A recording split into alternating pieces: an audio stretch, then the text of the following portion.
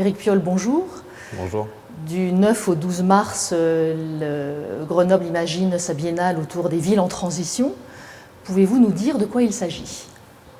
Oui, il s'agit finalement de mettre en lumière, de partager toutes ces initiatives qui sont déjà en œuvre, toutes ces idées qui germent un peu partout dans le monde, à Grenoble, mais dans une vingtaine de territoires qui seront présents, des villes et des territoires, et finalement se donner envie de faire plus en voyant aussi ce qui se fait d'extraordinaire ailleurs. Nicolas Hulot est le parrain de cette biennale. Pourquoi Nicolas Hulot ? Est-ce que vous le connaissez personnellement ? Oui, on est effectivement en relation depuis longtemps, mais au-delà de ça, il incarne quelque chose de très important qui est cette nécessité et cette envie d'une alliance entre la société civile et la sphère politique. Et cela, je crois que c'est extrêmement important. C'est ça aussi qui fait que dans un monde extrêmement perturbé, toutes ces petites étoiles, toutes ces petites initiatives qui semblent perdues dans la pénombre, en fait, peuvent réaliser qu'ensemble, elles forment déjà une galaxie, elles sont déjà quelque chose d'extraordinaire, elles sont déjà finalement le monde de demain qui est présent aujourd'hui. La transition, c'est aussi préparer l'après-pétrole. Et la résilience, c'est être capable de rebondir après des chocs. En quoi Grenoble est-elle une ville plus ou moins résiliente ? Alors, la résilience, vous l'avez dit, c'est une question de robustesse finalement. Comment on est capable de réagir après des chocs, comment on est capable d'anticiper des chocs, et comment là-dedans, avec la transition, on se prépare, on s'adapte et on contribue à éviter aussi les chocs de demain. Grenoble a une force, c'est sa porosité. Depuis toujours, depuis la fête des Tuiles, la journée des Tuiles en 1788, depuis les innovations sociales entre le monde ouvrier et les patrons du Gand, depuis l'hydroélectricité, depuis les innovations sociales dans le domaine scolaire, dans le domaine aussi des premiers délégués de classe, il y a ce mélange, cette porosité, cette participation, cette effervescence aussi, et du coup beaucoup de vie, de conflits, etc. Mais il y a là matière finalement à travailler l'avenir, matière à faire ensemble, matière à coopérer. Et c'est ça qui est fondamental, c'est pour ces capacités-là qu'on peut s'appuyer aujourd'hui. Dans votre façon de faire de l'écologie, il y a à la fois de l'environnement et du social. Concrètement, qu'est-ce que cela donne pour une ville comme Grenoble ? Est-ce que vous pouvez nous apporter quelques exemples ? Oui, il y a effectivement de l'environnement et du social parce que dans nos activités économiques, dans nos activités sociales, dans nos activités sportives, culturelles, c'est ça qui fait la vie finalement. Et la solidarité aujourd'hui nécessite aussi une solidarité avec les générations futures pour conserver notre liberté. Donc environnement et social marchent toujours ensemble. Et c'est à cela que nous travaillons quand on travaille sur la qualité de l'air, l'amélioration de la qualité de l'air. Ça cible et ça améliore d'abord le quotidien des plus fragiles. Quand on travaille sur l'agriculture urbaine, qu'on retrouve ce contact avec la nature, mais qu'on retrouve aussi un peu de moyens de subsistance, qu'on retrouve une action à faire avec les copains. Donc tout cela, ça se pense et ça se travaille de pair. De même qu'à une échelle plus importante, quand on travaille sur les biens communs, l'eau, l'énergie, avoir des comités d'usagers qui sont là pour piloter aussi, pour contribuer directement pour ce bien commun qui leur appartient, c'est fondamental. De même que quand on pense les projets urbains, les aménagements des futurs quartiers, là aussi, il faut que ça se fasse avec les habitants, avec les citoyens, avec du débat, avec du conflit toujours. La ville est un espace de projet et un espace de conflit. En quoi diriez-vous que Grenoble est une expérience, une façon de faire ? Grenoble a cette tradition d'une innovation dans tous les domaines. Mais une innovation, ça a du sens que si c'est dans un cap. Sinon, on innove juste pour montrer qu'on n'est pas mort, on survit, et donc on fait du neuf juste pour dire qu'on est vivant. Et donc c'est donner ce sens-là, et c'est par la coopération que Grenoble finalement vit une expérience unique. Une expérience qui se passe dans d'autres échelles un peu partout dans le monde. Et elle a à la fois les compétences, elle a cette capacité de coopération, cette histoire de coopération, et elle a un environnement absolument éblouissant, qui est aussi, en même temps qu'il est éblouissant, il est aussi un défi et il est aussi un pôle de ressources. Donc on a tous les éléments finalement pour inventer ici, à notre façon, ce que peut être un autre modèle finalement de société. Et vous avez un peu les grandes lignes de ce nouveau modèle de société ?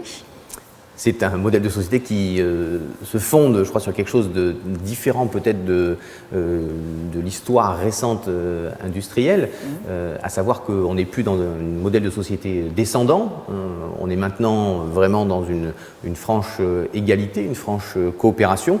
Donc c'est des acteurs réseau, nous agissons chacun avec des objectifs de vie, on n'est pas juste un tube digestif qui serait un instrument économique, des objectifs de vie. Et on agit en acteur réseau et puis on fait des choses de façon collective, des biens communs. Et pour cela, il est extrêmement important qu'on y participe, qu'on sache pourquoi ils sont là, qu'on sache pourquoi on le fait en commun, qu'on sache comment ils fonctionnent, qu'on les respecte et qu'on ne soit pas consommateur vis-à-vis de ces biens communs, qu'on soit bien acteur vis-à-vis de ces biens communs. Ça marche pour l'eau, l'énergie, ça marche aussi pour la vie politique. Ne pas être consommateur de la vie politique, on voit où ça nous mène. Grenoble est une ville qui se prépare à de grands changements. Plusieurs quartiers sont en refonte. On pense par exemple à Flaubert, à l'Esplanade, à la Presqu'île, à la Villeneuve, à cœur de ville, cœur de métropole également. C'est considérable. Qu'est-ce qui guide tous ces changements ? Alors il y a des logiques un petit peu différentes. Il y a à la fois cœur de ville, cœur de métropole, qui est de se dire que le cœur de notre métropole, il faut qu'il soit à la taille d'un bassin de vie de 680 000 habitants, le 10e bassin de vie français, et que pour l'instant on a quelque chose qui fait à peu près le tiers si on le compare à d'autres aires urbaines. Pour qu'on y soit bien, il faut qu'il y ait de la qualité de vie, il faut qu'on y soit heureux quand on s'y déplace, qu'on puisse se promener, discuter, rencontrer son commerçant de proximité, s'asseoir pour boire un coup, pouvoir faire jouer ses enfants, s'asseoir sur un banc, être au frais, ne pas être soumis à une chaleur intensive et ne pas avoir des nuisances sonores ou de la pollution de l'air importante. Donc cet espace de qualité de vie, c'est ce qui guide finalement le projet cœur de ville, cœur de métropole. Pour le reste, il y a des quartiers, nous sommes dans la 3e ville la plus dense de France, il y a aujourd'hui des quartiers qui sont en plein réaménagement. C'est l'histoire de la ville, une ville ça évolue, mais ça évolue lentement. Et donc ce que nous cherchons à faire là, c'est finalement penser les articulations, les coutures urbaines dans ces quartiers, mais ne pas tout penser d'un coup non plus, parce que la ville se fait lentement et que nos successeurs, dans 10 ans, dans 20 ans, eh ben, ils auront aussi des choses à faire et ne pas penser qu'on est en train de finir le modèle, on pose et puis après c'est fait. Là aussi c'est un changement par rapport à ce qui pouvait se faire ces dernières années où finalement on avait cherché à tout lancer d'un coup et puis à figer la ville, puis après on dit c'est fini, les investissements ils sont faits. Or, les générations futures, elles auront des projets, elles auront des nouveaux défis auxquels on n'a pas pensé, elles auront des nouvelles envies auxquelles on n'a pas pensé. Et il faut laisser la main, la ville se construit à travers les siècles. Vous avez parlé de 3e révolution urbaine. Qu'est-ce que c'est ? Cette 3e révolution urbaine, c'est de regagner de la qualité de vie, de réintroduire du sens dans la ville.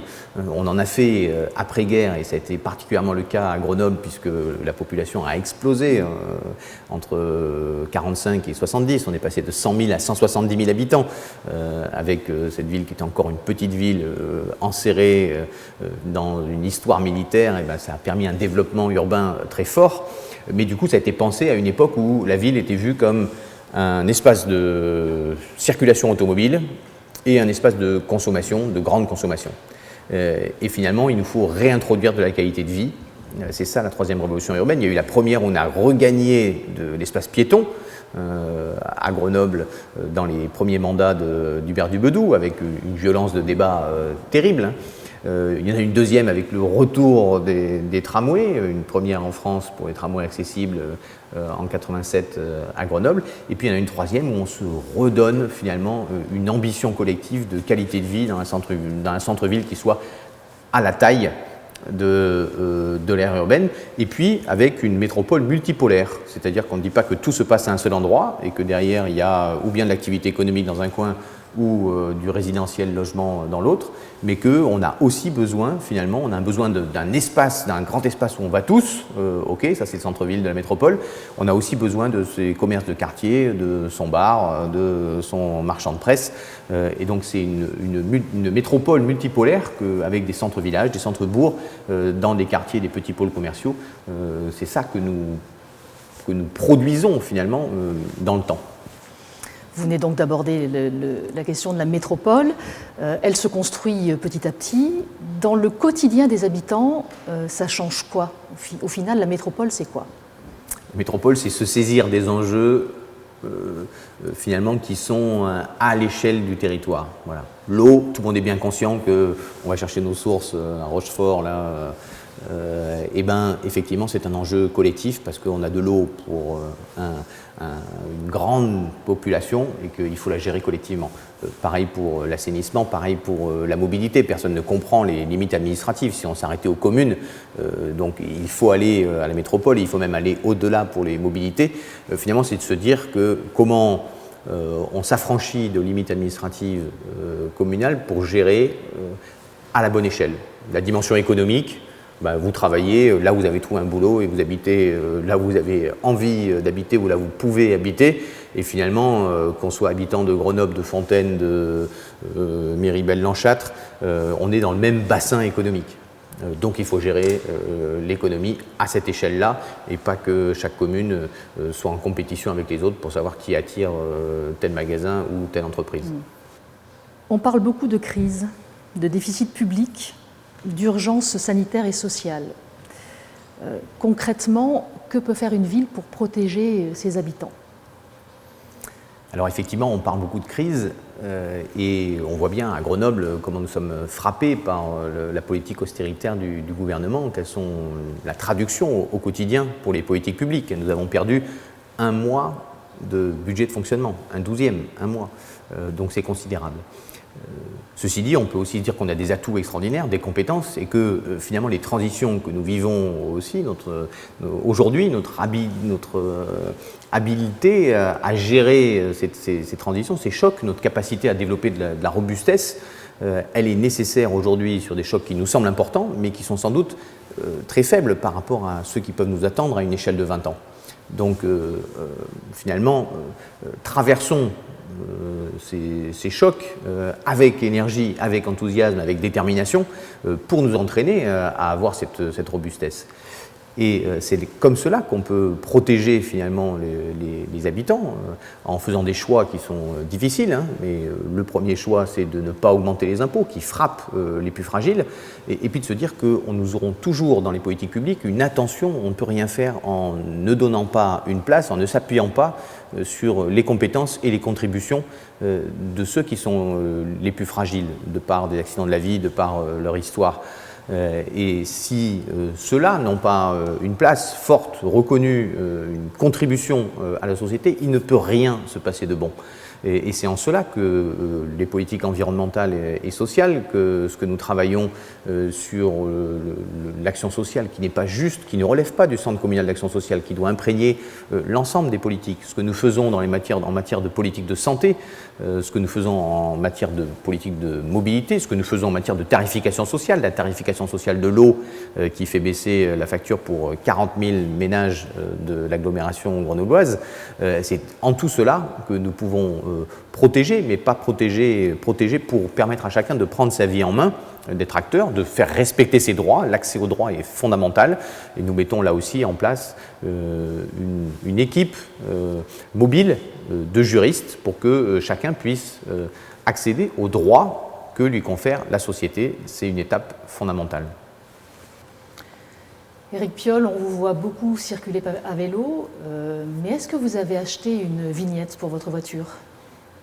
Alors, il se trouve que j'avais une grande voiture pour ma grande famille, mais que cette voiture est tombée en panne 2 fois d'affilée en 2015 pour des rares moments qu'on avait en famille. Et donc, j'ai décidé de ne pas racheter de voiture et de passer à l'autopartage. C'est beaucoup plus économique. On a réduit à peu près par 2 la facture. Et ça marche très bien, et en plus c'est effectivement plutôt sympathique de se dire que les voitures qu'on utilise 2-3% du temps, et ben celles-là, ils sont utilisées beaucoup plus. Ça ne vous a pas échappé, nous sommes aujourd'hui le 8 mars, journée internationale des droits de la femme. On a un petit peu l'impression de tourner en boucle, là, non? On a l'impression, on se dit une journée de plus, pourquoi faire? La transition, c'est aussi ça, non? Oui. Alors, d'abord, il faut rappeler l'histoire du combat du féminisme et se dire que ce combat-là, il est toujours à mener. C'est ce que je dis à mes enfants, hein, rappeler que quand ma maman a commencé à travailler, elle avait besoin de l'autorisation de son mari, de même que pour ouvrir un compte en banque, que les combats qui ont été menés pour le droit de vote, 46, extrêmement tard en France, nous avons été extrêmement en retard sur évidemment les lois Neuwirth et Veil sur la contraception, le planning familial qui a ouvert son premier centre à Grenoble. Ces combats féministes sont fondamentaux et ils sont encore à mener. À Grenoble, nous avons la chance aussi, dans les postes à responsabilité, d'avoir des femmes au pouvoir de faire. La présidente de l'Université Grenoble-Alpes, Lise Dumazy, la présidente de l'INPG, Brigitte Plateau, la présidente du Centre hospitalier universitaire, Jacqueline Hubert, mais aussi la directrice générale de Grenoble Électricité et Gaz, GEG, qui est une femme. Donc nous avons des femmes à responsabilité. Nous avons fait le choix aussi à la métropole d'avoir un exécutif paritaire. Nous devons continuer à avoir cette exigence-là. Et cette exigence, elle passe aussi par le travail sur l'espace public, s'assurer que notre espace public, quand on le pense, il n'est pas pensé par des urbanistes hommes qui pensent pour, grosso modo, le schéma de l'homme en bonne santé de 30 à 50 ans. Si on fait ça, on passe à côté finalement des enjeux de la société. On passe à côté de la ville pour les enfants, on passe à côté de la ville pour les aînés, on fragilise la place des femmes dans l'espace public. Et donc cette question-là est une question de réflexion pour nous tous en permanence et se dire que les combats ne sont jamais finis et que quand on arrête, ça recule. Éric Piolle, merci. Merci à vous.